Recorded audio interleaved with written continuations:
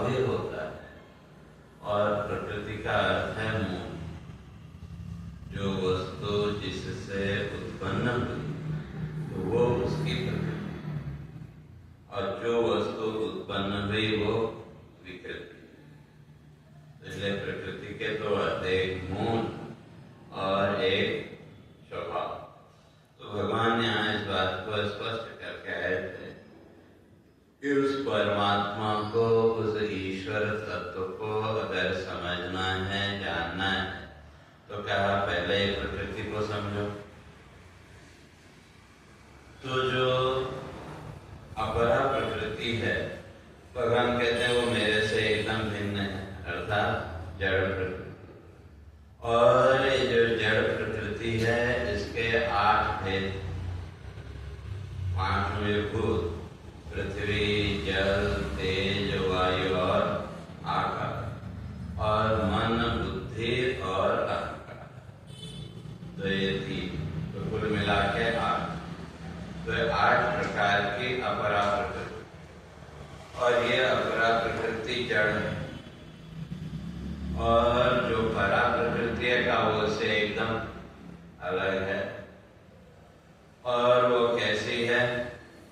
ये एकदम धार्यते जगत, इस संपूर्ण जगत को, संपूर्ण ब्रह्मांड को धारण करने वाली जो प्रकृति वो परा प्रकृति, या दूसरे शब्दों में उसको चेतन भी कह सकते। जैसे कल चर्चा करके आए थे, आपका जो मोबाइल सेट है वहाँ सब चीजें, मोबाइल भी ठीक ठाक है, बैटरी भी चार्ज है, उसमें सिम कार्ड उसमें, और फिर बैलेंस, वैलिडिटी सब है।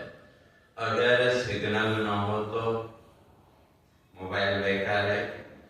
तो उसी तरह से शरीर को भी समझो। और ये जो शरीर है इसमें भी वही सब कुछ है जो इस ब्रह्मांड में।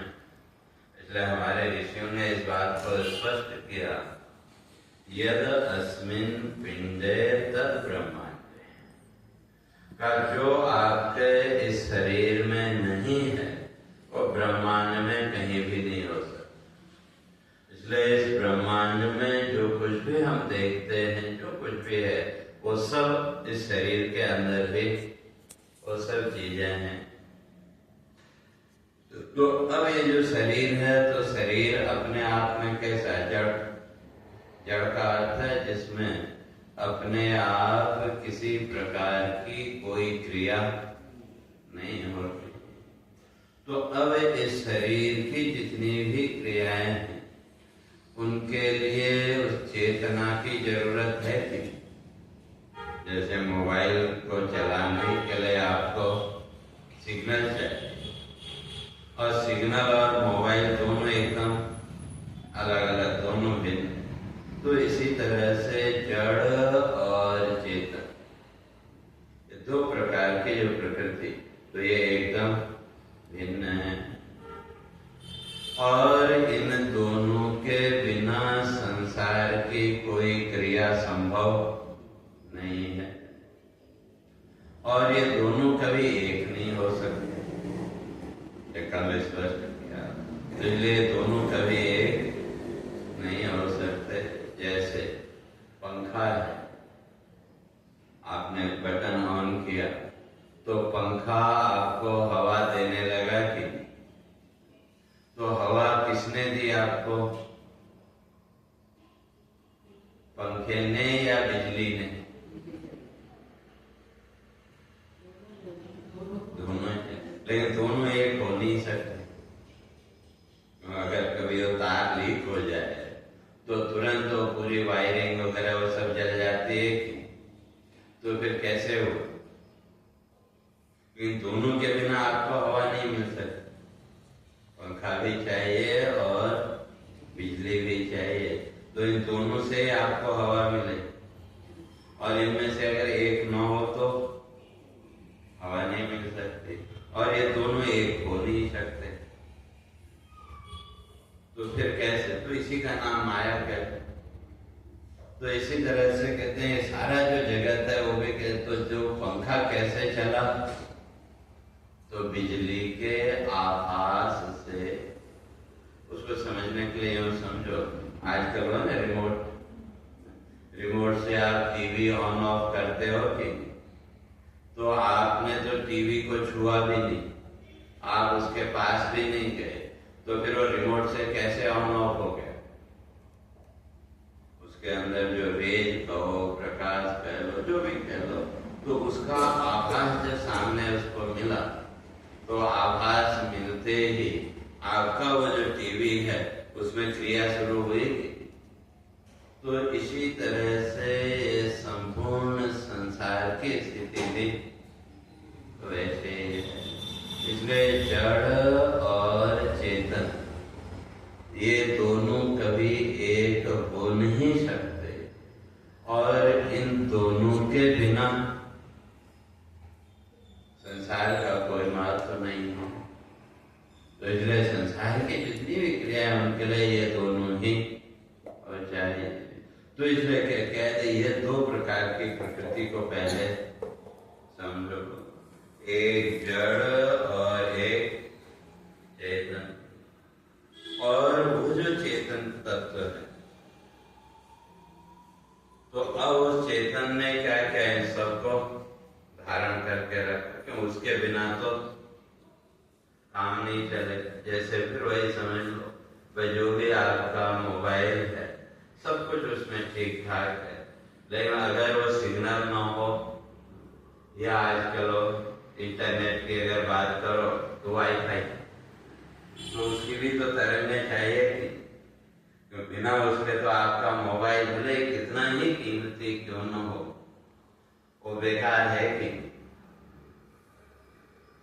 ठीक है, जो कुछ आपने कुछ सेव करके रखा तो थोड़ी देर उसको आप चला सकते हैं, लेकिन अगर वैसे देखें तो मोबाइल से आप जो कुछ भी काम करते हैं, जितना भी काम करते हैं, उसके लिए वो सिग्नल चाहिए कि, तो वो सिग्नल कैसा है, तो उसी को कहा चेतन।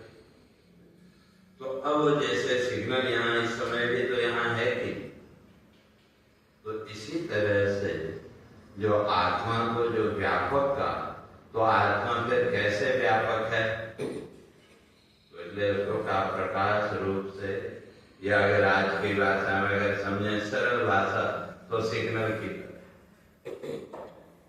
क्योंकि आप कहीं भी चले जाएं, आपका जो भी मोबाइल सेट है उसका आपको सिग्नल मिलेगा कि, सिग्नल उस एरिया जहां भी उसका टावर वगैरह लगा वो सिग्नल आपको मिलेगा, लेकिन वो सिग्नल देखने में आता है क्या?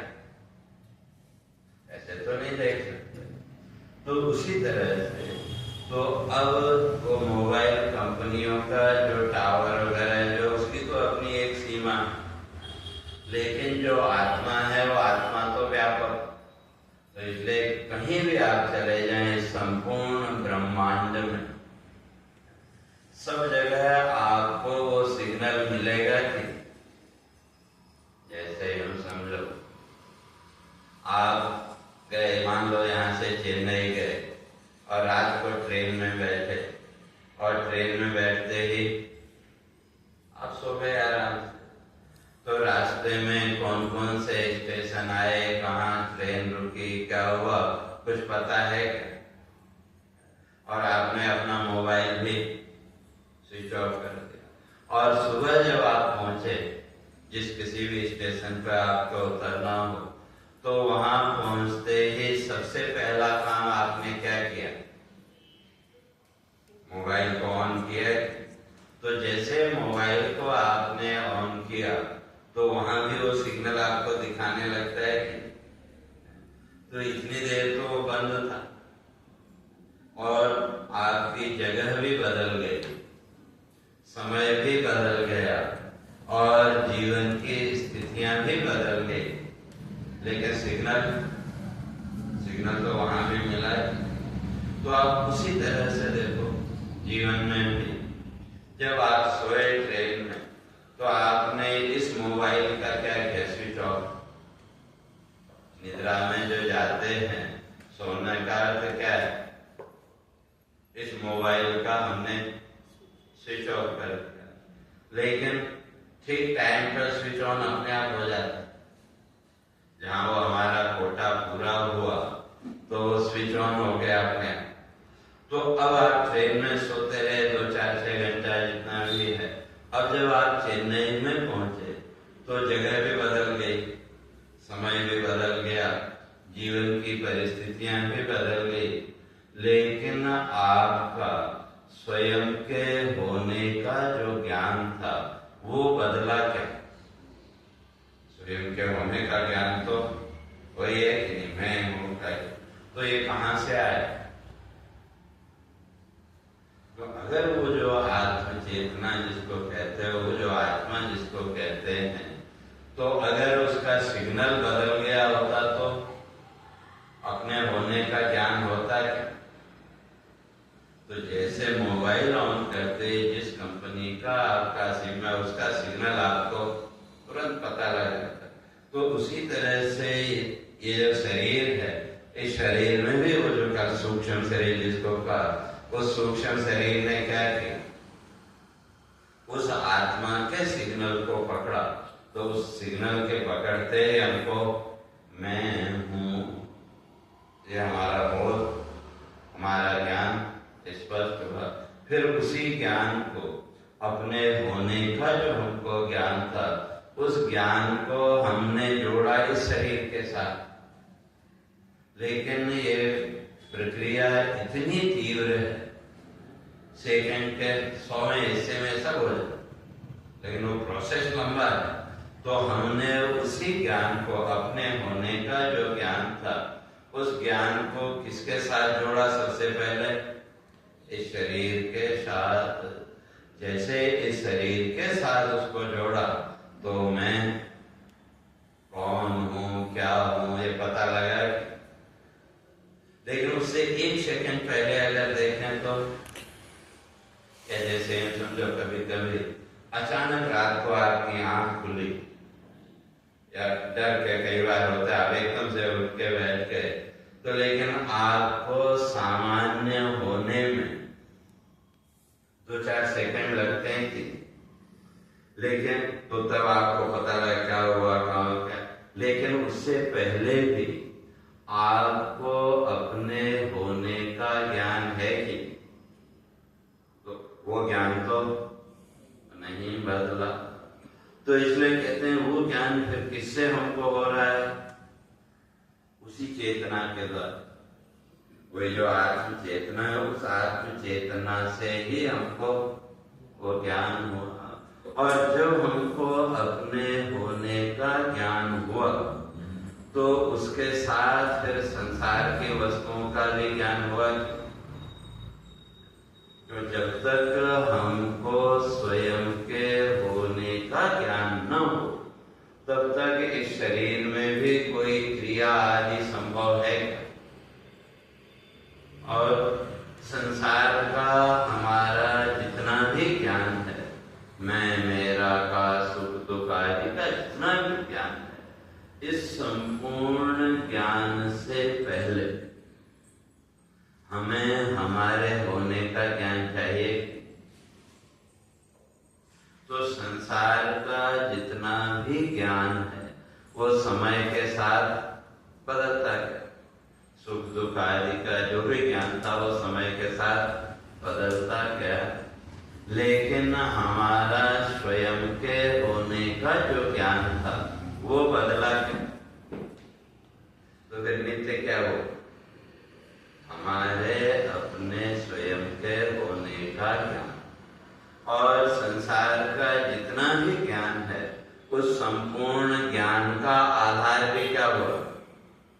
हमारे स्वयं के होने का ज्ञान। और वो स्वयं के होने का जो ज्ञान है वो कभी नहीं बदला।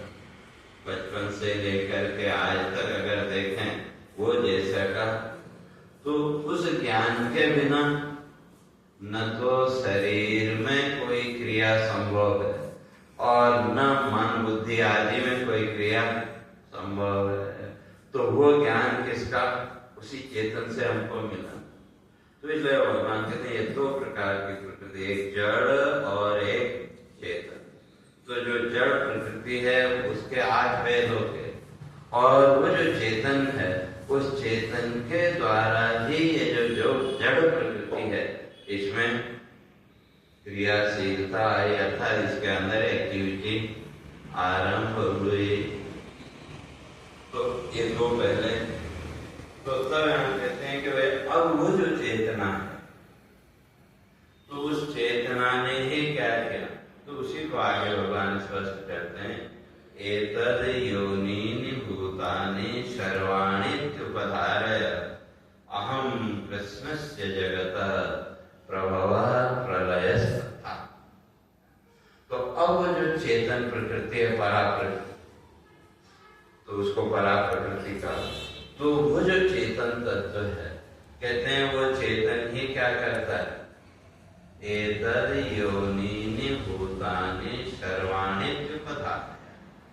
इस संसार में जितने भी जीव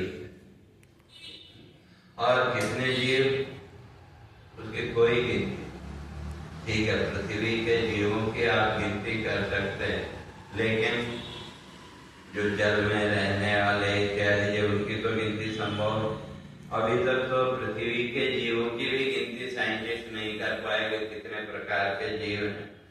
लेकिन हमारे ऋषियों ने अपने ज्ञान के द्वारा उसको इतना, इसलिए हमारे यहाँ 84 लाख योनियां मान। तो अब उसमें सभी आकाश में रहने वाले जो जीव हैं वो कितने प्रकार के, जल में रहने वाले जो जीव हैं वो कितने प्रकार के, पृथ्वी में रहने वाले जो जीव हैं वो कितने प्रकार के, और उसमें जो मनुष्य है, मनुष्य के भी भेद, तो मनुष्य भी कितने प्रकार के, तो कहा 4 लाख प्रकार। हमारे मनुष्यों के भी जो भेद के वो कितने, 4 लाख प्रकार के मनुष्य। तो अब इतने जो ये भेद हैं, तो इन सबके जीवन का आधार कौन, वही चेतना है कि उसको समझने के लिए यूं समझो, कल भी चर्चा करके आए थे, अपने शरीर को हम देखें, हमारे इस शरीर के अंदर कितने जीव, असंख्य जीव, और कितने तो गिन नहीं सकते। अब कई बार आप कभी शरीर में कोई रोग आ गया तो आप ब्लड टेस्ट कराते हैं, तो वो जो आपके रक्त की एक बूंद है, उस एक बूंद के अंदर कितने जीव, ठीक है, अलग अलग टेस्ट करना पड़ा तो उनको अलग अलग ब्लड चाहिए, लेकिन अगर विचार करके देखें वो जितने भी जीवों को ढूंढते हैं वो सब एक बूंद के अंदर है कि, तो कितने, एक रक्त की बूंद के अंदर कितने जीव। तो अब इस तरह से विचार करके देखें तो आपके इस शरीर के अंदर ये जितने भी जीव, तो ये जीवों की भी सत्ता कब तक है, जब तक हम हैं, तो हम हैं कह लो, या जब तक इस शरीर में वो चेतना है तो तब तक ये सारे जीव भी आपको मिलेंगे। मुर्दे के शरीर में से तो थोड़ी देर बाद आपको रक्त भी नहीं मिले। जो साइंटिस्ट आजकल मानते हैं वे कम से कम 4 से 5 लीटर ब्लड सर्कुलेट हो रहा है, तो 5 लीटर रक्त कहाँ गया, तो थोड़ी देर बाद तो वो भी नहीं मिलता। तो वो उस रक्त के रूप में भी तो वो जीव ही है कि, और वो सबका अपना जो स्वभाव है वो क्या, सब जड़ है। क्यों, अगर वो जड़ नहीं होते तो मुर्दे के शरीर में भी तो वो सब मिलना चाहिए था कि, जो जीवित अवस्था में आपके शरीर में सब मिलता है, तो फिर मुर्दे के शरीर में भी मिलना चाहिए, लेकिन वो कुछ मिलता नहीं। तो वो सब क्या है, जड़ है अपने स्वरूप में। लेकिन वो जो चेतन है, उस चेतन के आभास से या उस चेतन की सत्ता से वो सब कार्य कर रहे हैं कि, तो तो अब वो जितने भी जीव हैं तो उनसे भिन्न वो चेतन है, लेकिन सब जीवों में सत्ता वही है। तो इसी तरह से जैसे हमारे शरीर के अंदर जितने भी जीव हैं, उन सब जीवों के जीवन का आधार हमारी स्वयं की सत्ता कह लो या चेतना कह लो। तो उसी तरह से इस ब्रह्मांड में जितने भी जीव हैं, उन सारे जीवों के जीवन का आधार वही आत्म चेतना। तो अगर वो चेतना न रहे तो ये सब ऐसे अपने शरीर में कुछ नहीं कर, तो ये सब मुर्दे, सब जड़ हैं। लेकिन अब हमारी जो दृष्टि है वो किस पर है? हमारी दृष्टि ये जो बाह्य जगत में जो भी दृश्य दिख रहे हैं, शरीर आदि, हमारी दृष्टि वहां है। हमारी दृष्टि कभी उस चेतन तत्व तक गई नहीं, या हमने कभी उस चेतन तत्व का विचार किया ही नहीं। और जब उसका विचार नहीं किया तो फिर हम इसी संसार के सुख दुख आदि में उलझ गए। तो उसी तरह से भगवान कहते हैं कि एतद योनि भूतानि, भूतों के जितनी योनियां, उन सबको धारण करने वाला कौन? भगवान कहते हैं वही चेतना। चेतना कह लो, सत्ता को, जो भी। और वो कौन है? भगवान कहते हैं अहम कृष्णस्य जगतः प्रभवः प्रलयस्तथा। तो इस तरह से ये संपूर्ण जो संसार है, जगत है, कहते हैं इसकी उत्पत्ति, स्थिति और लय, उसका आधार कौन? भगवान कहते हैं वो अहम। तो अहंकार मैं भी कर सकते हो। मैं का तो वहां कृष्ण नहीं करना, मैं का वो जो चेतना। जैसे आप स्वप्न देखते हैं, स्वप्न में जितने भी पदार्थों को आपने देखा वो सब कहां से आए? तो सोने के लिए जब गए तो कुछ हम ऐसे सामग्री तो लेके नहीं तो कि भाई आज ये सपना देखेंगे तो इसके लिए ये चाहिए। तो वो सपने के जितने भी दृश्य थे वो कहां से आए? हमारे अंदर से ही प्रकट हुए। और वो स्वप्न में जिस किसी को भी देखा आपने, जो भी दृश्य आपने देखे, उनके अंदर भी वो चेतना है कि? तो स्वप्न के वो सारे के सारे दृश्य किससे प्रकट हुए? हमको कहना पड़ेगा हमारी आत्म चेतना से, हमारी अपनी जो चेतना है उससे ही वो प्रकट हुए। और जितनी देर का आपका प्रारब्ध हो, जो हमारे ऋषियों ने स्वप्न को भी आपका प्रारब्ध भोग माना, और उसी तरह से जो सुसुप्ति है वो भी आपका प्रारब्ध है। जागृत को तो हम मानते ही, तो इसलिए जागृत, स्वप्न और सुषुप्ति, ये तीनों ही क्या है? ये भी हमारे प्रारब्ध है। और बहुत से लोग वृद्धावस्था में शिकायत करते हैं कि वे नींद नहीं आती।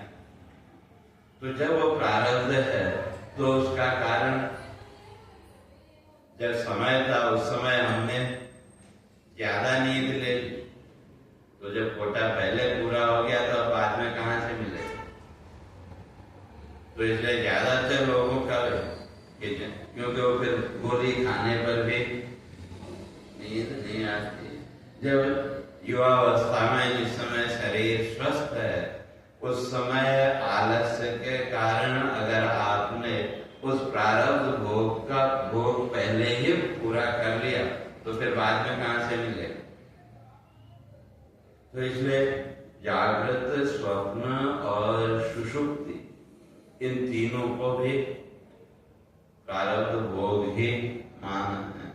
तो यहाँ कहने का अर्थ है कि उस स्वप्न के जितने भी पदार्थ हैं, जो कुछ भी हमने स्वप्न में देखा, उन सारे दृश्यों का आधार कौन? हम ही हैं कि कोई दूसरा? हम ही हैं। और उन दृश्यों को उत्पन्न करने वाले, प्रकट करने वाले भी हम ही। और जब स्वप्न पूरा हुआ तो वो सारे के सारे दृश्य कहाँ गए? गायब हो गए कि? तो गायब कह लो या लय, तो कहाँ लय हुआ?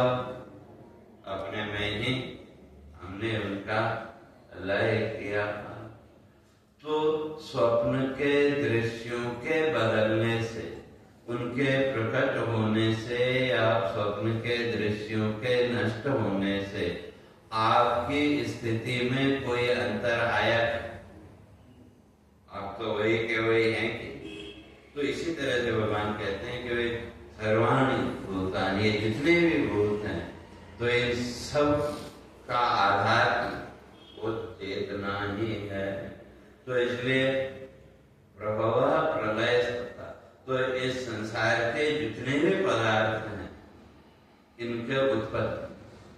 और वास्तव में अगर देखें, वेदांत की दृष्टि से अगर देखें, संसार में कुछ भी उत्पन्न होता ही नहीं है, केवल रूप बदलता है। जैसे आप लोग घर में मान लो किसी दिन आपकी मिक्स दाल खाने की इच्छा हुई, तो 3 दालें आपने मिलाई, तो आपको एक नया स्वाद मिलेगा कि? तो हम क्या कहते हैं कि आज हमने नया बनाया, लेकिन उसमें नया क्या है?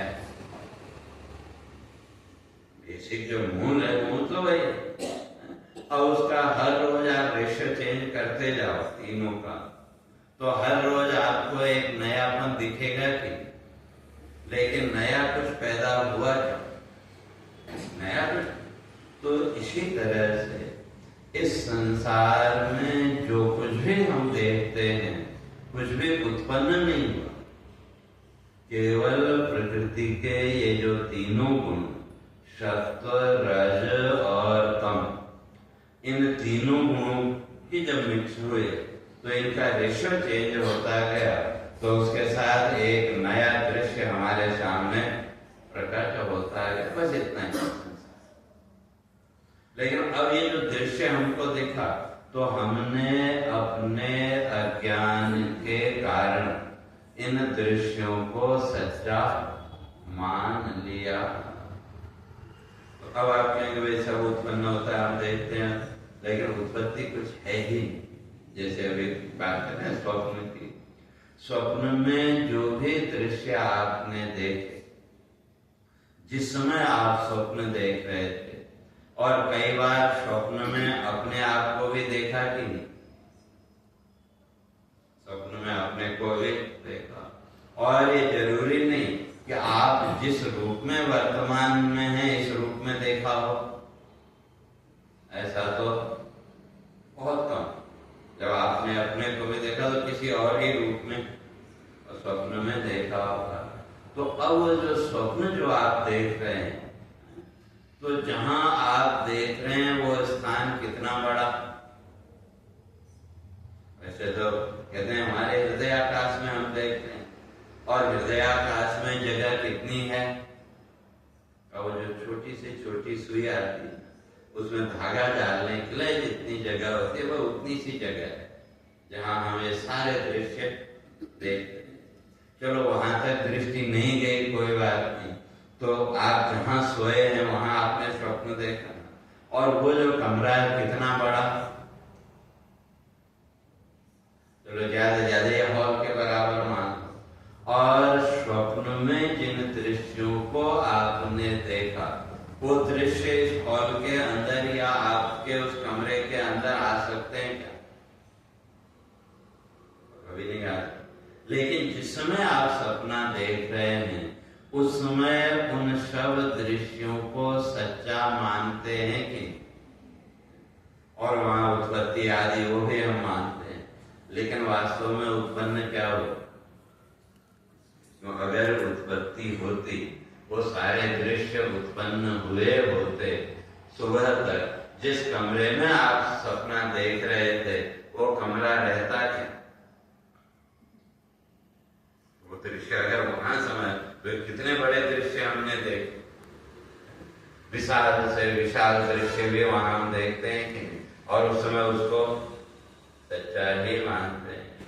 तो कहते हैं कि भाई जैसे वो स्वप्न के जितने भी दृश्य थे वो उत्पन्न नहीं, वो प्रकट हुए। और कैसे प्रकट हुए? हमारी इच्छा के अनुसार। इसलिए जो भी स्वप्न आप देखते हैं उस स्वप्न का कारण क्या है? हमारी इच्छा। क्योंकि हर व्यक्ति के अंदर दो प्रकार की इच्छाएं, उसके अलावा भी और बहुत सी इच्छाएं हैं, लेकिन स्वप्न के लिए जो कारण है वो दो प्रकार की इच्छाएं, एक बाह्य इच्छा और एक आंतरिक इच्छा। बाहरी इच्छा तो बाहरी इच्छा तो सामान्य सुबह से लेकर शाम तक जो भी हम संसार को देखते हैं या इस संसार के व्यवहार आदि को लेकर के जो आपके मन में इच्छा प्रकट हुई वो आपकी बाह्य इच्छा। और जो आंतरिक इच्छा है वो कहते हैं जब कोई कार्य आपने किया, आप मंदिर में गए, भगवान की पूजा अर्चना की, जो भी कार्य आपने किया, तो उस कार्य के बाद भी फल की इच्छा प्रकट होती है कि? तो ये हमारी आंतरिक इच्छा। तो इसलिए सामान्यतः दो ही इच्छाएं हैं, एक बाहरी इच्छा और एक आंतरिक इच्छा। और जब ये दोनों इच्छाएं मिल गई तो वो आपको स्वप्न का दर्शन कराएंगे। लेकिन ये जो दोनों इच्छाएं हैं इनके मिलने का कोई नियम नहीं। एक इच्छा आपकी आज की भी हो सकती है और दूसरी इच्छा आपकी 10, 20, 50 साल पुरानी भी हो सकती है। तो जब ये दोनों इच्छाएं बराबर प्रॉपर रूप से आप मिले तो आपको स्वप्न के दृश्यों का दर्शन हुआ। और कभी कभी ये दोनों इच्छाएं एक दूसरे से बराबर नहीं मिल पाए तो स्वप्न तो आपने देखा, याद भी रहा, लेकिन उसका कोई कनेक्शन आपको नहीं मिला। और जब कनेक्शन नहीं मिला तो आप जल्दी उसको भूल जाते हैं। और अगर कनेक्शन मिल गया तो आंख खुलने के बाद भी थोड़ी देर उसको कहीं कहीं सच्चा मान के, लेकिन ये कि प्रकृति का नियम है, धीरे धीरे हम उसको भी भूल जाते हैं। तो वो स्वप्न के जितने भी दृश्य हैं तो समझ में आई ना बात, वो कोई उत्पन्न नहीं, वो केवल थोड़ी देर के लिए प्रकट हुए। तो उसी तरह से हमारा जो संसार है वो भी उत्पन्न कहाँ हो? वो भी प्रकट, और उसका आधार भी हमारी यही इच्छा है। बाह्य सामान्य जगत में घर परिवार आदि को लेकर के जो भी आप कल्पनाएं करते हैं, उन कल्पनाओं के आधार पर जो भी सुख दुख का जीवन में भाव आया तो उस समय भी तो वो दृश्य आपके सामने दिखाई दिए। जो भी संसार की आपने कल्पना की उस कल्पना में भी तो दृश्य आपको दिखाई देते हैं कि, और वो दृश्य कहाँ है? किसी को उन दृश्यों को दिखा सकते हैं क्या? दिखा नहीं सकते। और वो दृश्य हम देख रहे हैं तो कहाँ देख रहे हैं? अपने अंदर ही वो दृश्य देख रहे हैं। लेकिन स्वप्न की तरह ही यहाँ भी हमने उन दृश्यों को जब सच्चा मान लिया तो उसके साथ फिर सुख दुख का भाव, और जब उन दृश्यों को सच्चा मान लिया तो फिर वास्तविकता में भी हम क्या अपेक्षा करने लगे, तो ऐसा ही हो। और जब वास्तविकता में वैसा नहीं हुआ तो फिर हम वहां सुखी और दुखी। तो इसलिए यहाँ कहते हैं कि भैया ये जितने भी दृश्य प्रकट हुए तो इन सब को धारण करने वाला कौन? हम ही हैं कि और कोई? चाहे वो स्वप्न के दृश्य हो चाहे जागृत के दृश्य हो। और जिसको हम मैं कहते हैं तो वो वो मैं क्या है? अब आप कई लोग कहेंगे वे आत्मा, कोई कहेगा जीव, जो भी शब्द अच्छा लगे वो तो, लेकिन वो उस चेतना के अतिरिक्त और क्या है जिसको हम आत्मा या मैं कहते हैं, वो उस चेतना के अतिरिक्त और कुछ नहीं। और वो जो आपकी चेतना है, स्वयं के होने की जो चेतना है, वो तो हमेशा एक रूप है कि, तो इसलिए भगवान कहते हैं अहम कृष्णस्य। अहम माने इसलिए वहां का मैं, लेकिन अहम का सही अर्थ है कि न हन्यते, जिसका कभी नाश नहीं होता है।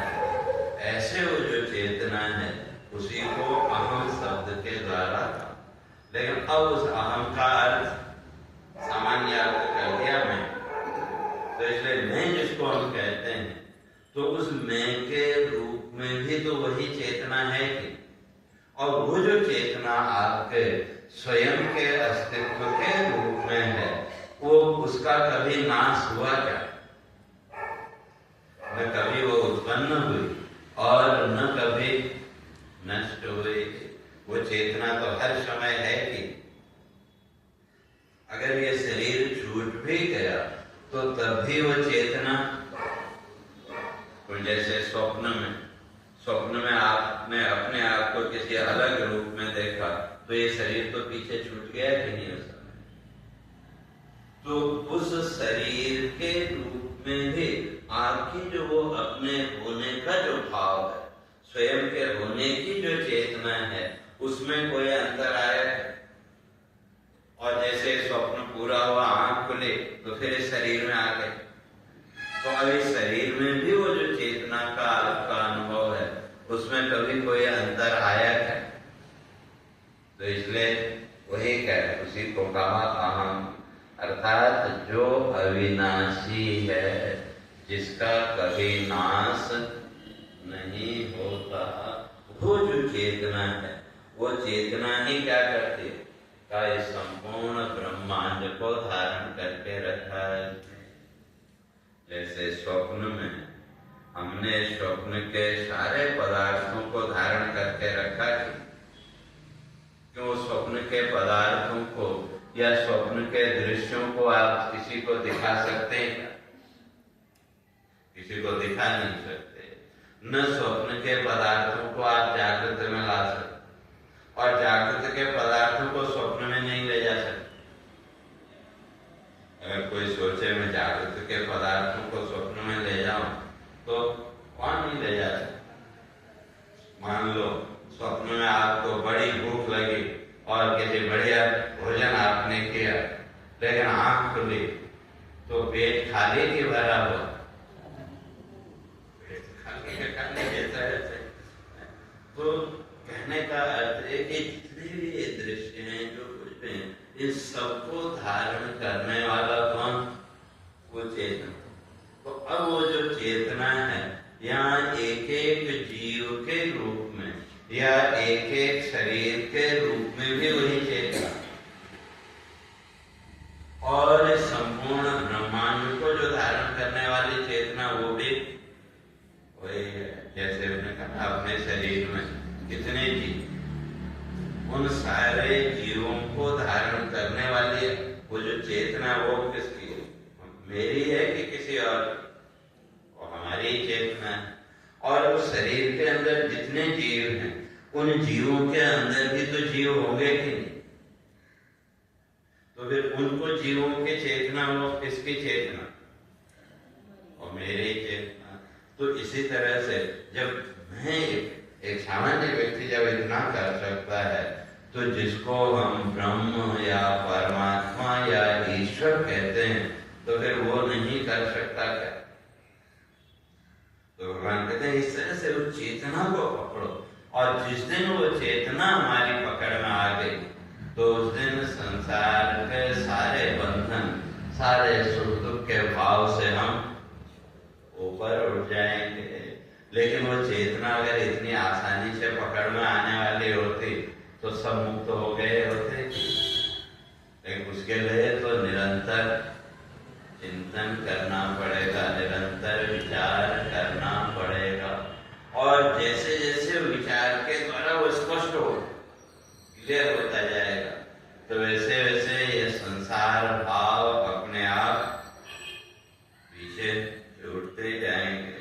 तो इसलिए भगवान कहते हैं अब तुम ऐसा समझो कि दो जो है ना, परा प्रकृति और अपरा प्रकृति, तो वो जो अपरा प्रकृति है वो कौन है?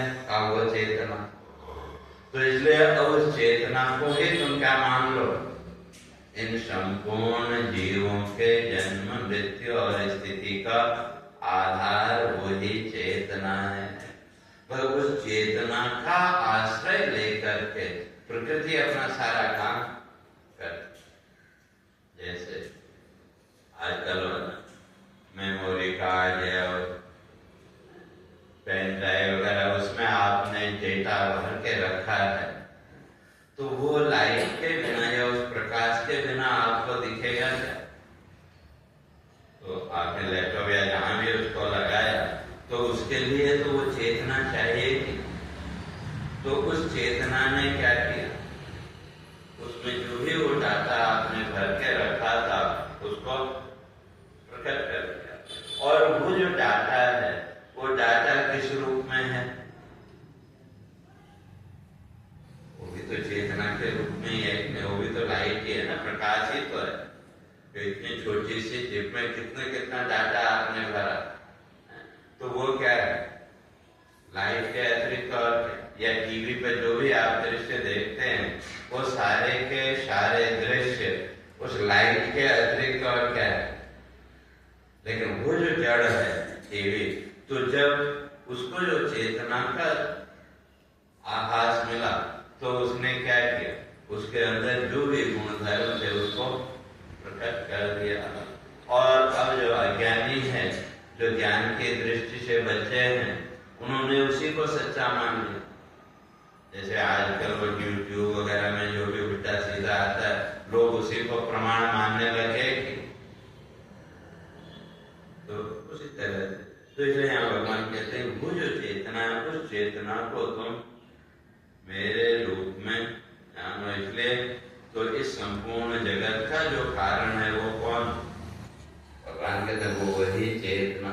और वो चेतना कैसी है? अहम, अर्थात वो अविनाशी है। अब उस अविनाशी तत्व को आप कृष्ण के रूप में स्वीकार करते हैं, शिव के रूप में स्वीकार करते हैं, राम के रूप में स्वीकार करते हैं। किस रूप में आप स्वीकार करते हैं वो आपका व्यक्तिगत हो, लेकिन वो जो चेतना वो कैसी है? अहम, अहम अर्थात अविनाशी। और वो ही अविनाशी जो तत्व है, तो इसलिए कहते हैं मत्तः परतरम नान्य किंचित अस्ति धनंजय मयि सर्वमिदं प्रोतम सूत्रे मणिकणा। तो इसलिए भगवान कहते हैं मत्तः परतरम नान्य, मेरे से भिन्न और कुछ नहीं है। तो अब वो जो चेतना है उस चेतना का जो अनुभव है हम स्वसत्ता के रूप में कर रहे हैं। तो इसीलिए वहां भगवान कहते हैं मेरे अतिरिक्त। तो इसलिए मेरे का तो वहां कृष्ण नहीं करना, अर्थात वो जो चेतना है वो जो अविनाशी तत्व है, तो उसके अतिरिक्त कहते हैं इस संसार में और कुछ है ही नहीं। तो कैसे? तो जैसे इस संसार में आपके अतिरिक्त और क्या है? जिसको भी हम मानते हैं अपना पराया, जो कुछ भी माना या जो कुछ भी सुबह से लेकर के शाम तक का हमारा ज्ञान है, उस संपूर्ण ज्ञान से पहले हमें हमारे होने का ज्ञान चाहिए। अगर हमें अपने होने का ज्ञान न हो तो हमारे लिए संसार क्या है? अगर कोई व्यक्ति बेहोश हो जाए तो उसके लिए संसार क्या है? या हमारे लिए फिर उसका क्या मूल्य? तो हम तुरंत लेके हॉस्पिटल पहुंचे और डॉक्टर कहे कि नहीं अभी होश में आने में 2-4 दिन रहेंगे, आप ले जाओ घर। तो लाएंगे? कोई नहीं लाएंगे। सब यही बोलते हैं नहीं, जब तक होश में ना आए तब तक यही रहने। तो भले ही वो व्यक्ति हमारे लिए कितना ही महत्वपूर्ण क्यों न हो, उस व्यक्ति को लेकर सब हम करते हैं, लेकिन उस बेहोशी की हालत में उसको घर लाएंगे क्या? कोई नहीं लाएगा। तो और हमारे लिए भी अगर जो संसार है तो वो कब तक है? जब तक हमें अपने होने का ज्ञान है तब तक हमारे लिए संसार है। और अगर हमें अपने होने का ही ज्ञान न हो तो हमारे लिए संसार का कोई मूल्य है क्या? तो ये फिर जितना भी संसार है वो आपसे अतिरिक्त और क्या है? जिस संसार को हमने अपने से भिन्न माना और जब अपने से अलग माना तो फिर राग, द्वेष, सुख, दुख आदि सब वृत्तियां जीवन में आई। लेकिन वो जितना भी संसार है जिसको भी हम अपना पराया मानते हैं, अगर विचार करके देखें वो आपके अतिरिक्त और क्या है? आपके कह लें या हमारी सत्ता के अतिरिक्त और कुछ नहीं। या अगर कहें कोई हमारा जो संसार है वो कितना बड़ा, हम मानते हैं वे संसार है ये और तो कितना बड़ा संसार? सम्मीलने नयनयो नहीं किंचिदस्ते, जहां आंख बंद हुई फिर कुछ हुई। और आंख बंद होने का तो एक सोना और आंख बंद होने का ऊपर चले जाना। कहते ना भाई उसकी आंख बंद हो, आंख बंद हो गई मतलब चला गया। तो अब उसके लिए संसार की कोई वैल्यू है? और हम जिसको संसार, जिस संसार को हम सच्चा मानते हैं वो संसार भी हमारा कितना बड़ा। अभी अगर हमसे कोई पूछे हमारा जो संसार कितना बड़ा, ज्यादा से ज्यादा इस हॉल का, इसके पीछे और क्या है उससे हमको कुछ लेना देना है क्या? ठीक है, वो सब अपनी जगह वो चल रहा है, लेकिन हमारे लिए उस संसार का कोई मूल्य अभी है? तो हमारा संसार कितना बड़ा? जितना हमारी दृष्टि के सामने है, या यूं कहें जितना हमारी इंद्रियों के संपर्क में है तो उतना ही बड़ा हमारा संसार है। तो इसलिए एक छोटी सी राजा भोज, आप लोगों ने नाम सुना, कई बार सुना, और बड़ा अच्छा राजा और वो कवि भी था अपने आप। तो अब एक दूसरा उसके राज्य का जो कवि था वो उसको मिलना चाहता, लेकिन उसके जो नीचे के कर्मचारी वगैरह वो उसको मिलने ही न थे।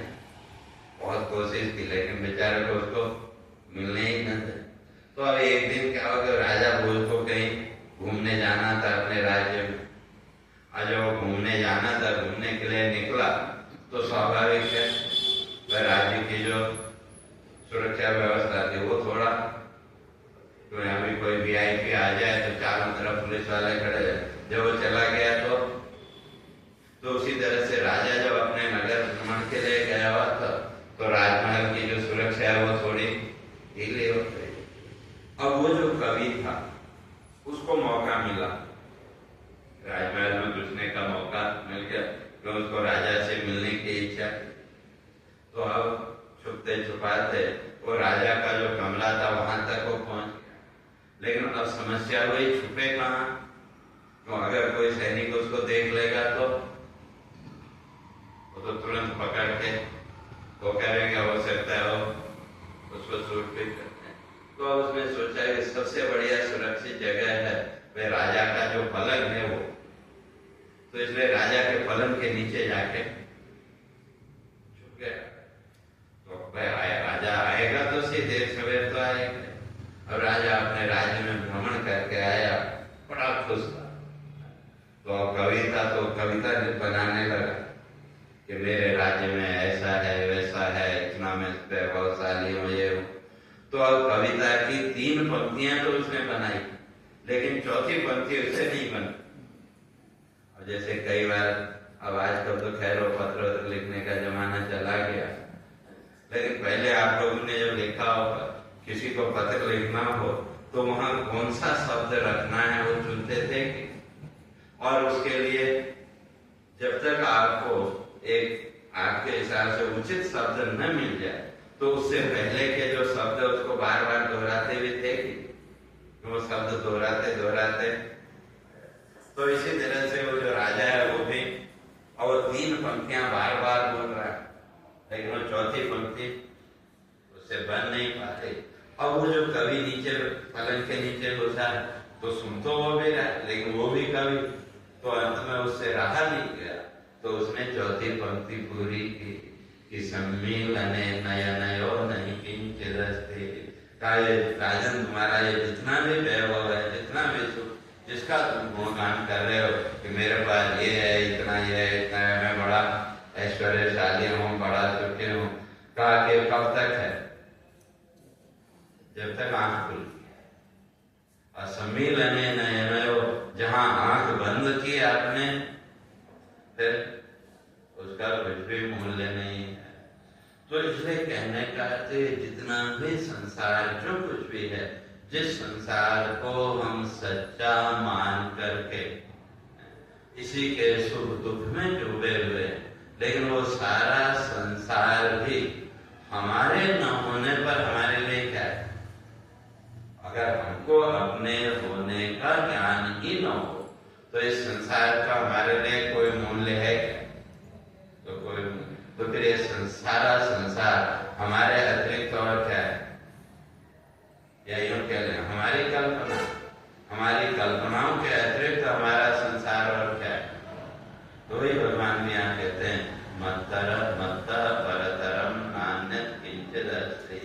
का वो जो चेतना है, वो जो अविनाशी तत्व है, अब वो जिसका हमको स्वयं के रूप में अनुभव हो रहा है, कहते हैं उससे भिन्न इस संसार में और कुछ भी वो है ही नहीं।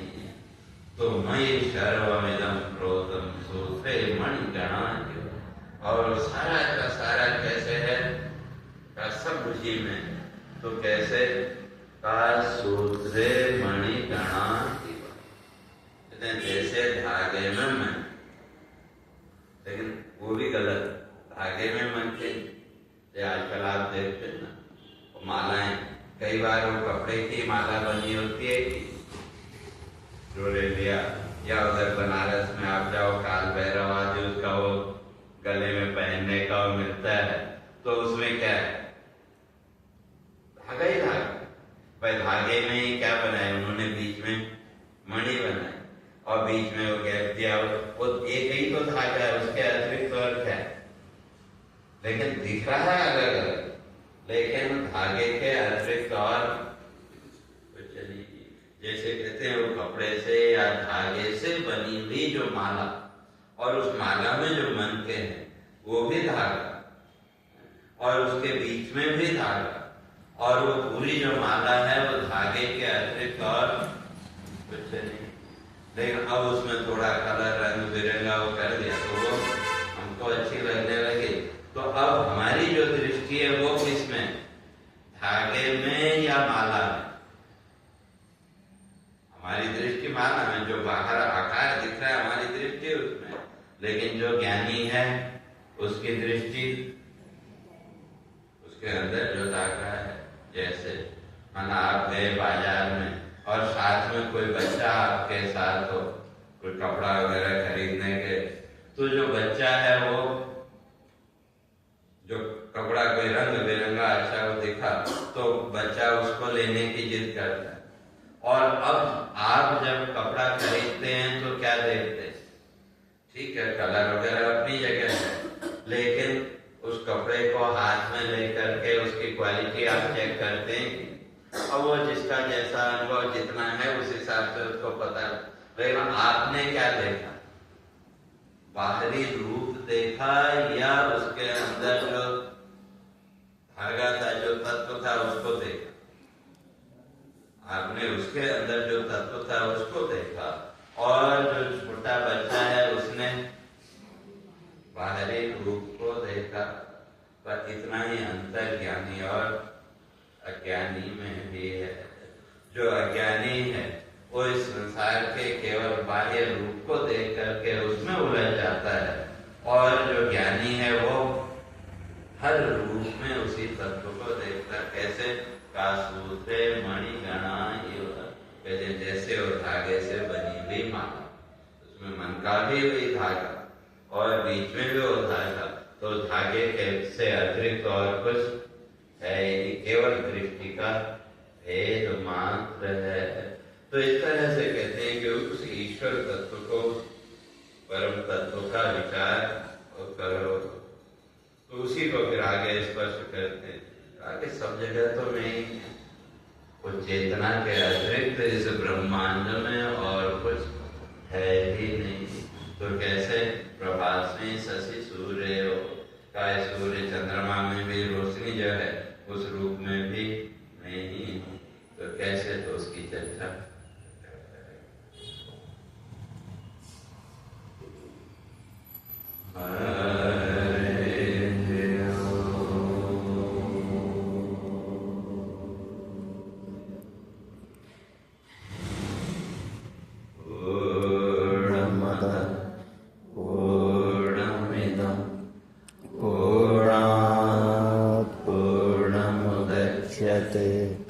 पूर्णस्य पूर्णमादाय पूर्णमेवावशिष्यते।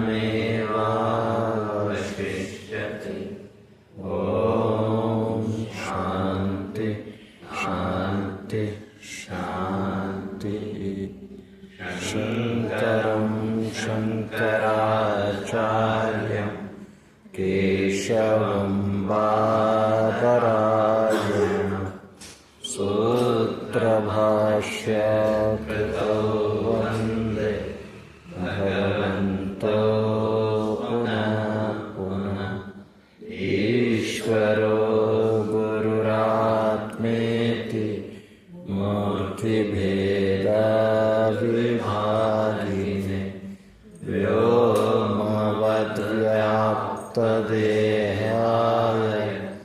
दक्षिणामूर्तये